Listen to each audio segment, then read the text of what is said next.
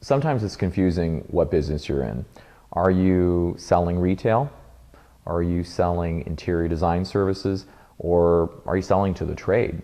I direct this towards people who have stores, some sort of square footage where they're carrying actual products that they can sell off the floor, or if they're actually just having display samples where orders are actually going to be placed.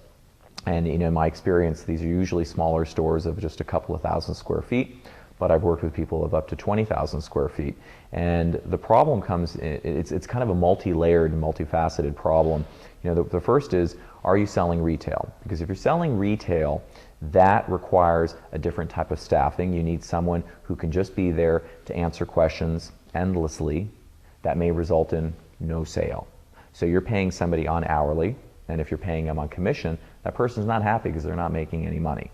And you need to service it, and you need to generally adhere to certain retail hours, which probably means working on the weekend. So you have your cost of real estate, you have your cost of staffing, and you need to deal with probably a lot of looky-loos. And in most of those instances, it's been my experience that it's based on price. If they can save $5, they'll go down the street and get it. You may have also created this space because you're in an area that doesn't have a lot of resources to other designers, so you've created a library, you've created a showroom for trade professionals to come in. And once again, while you may allow them to use this resource, it is frequently the case that they will come in, use your display books, and then place an order on their own, so that you once again get zero. And then you have an ability to actually make money, and that's through your interior design services, your design studio. So you have a design studio where you actually have your own clientele. You can bring them into your own showroom. You can use your own fabric books to sell to your own clients.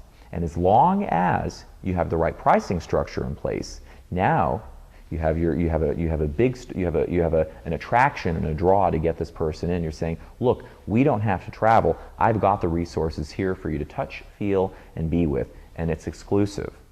I'm going to have to, of course, charge you for this, but that's part of what we do. They know the real estate doesn't come for free. They do understand it.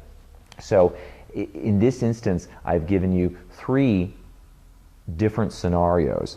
And here's really the special part about it. If you're strategic in how you approach this, you can make all 3 work. But that now gets into different types of marketing, who you're attracting, how you're going to staff it, how you're going to price it. And you can effectively have an exclusive design studio, you can have a retail store, and you can have a trade resource for professionals to come and use. And the rule of thumb in this instance is to be clear with each group of how you operate and why you exist and what you charge. And when you're clear about that and you articulate this to them, you'll make more money and you'll make your real estate work for you.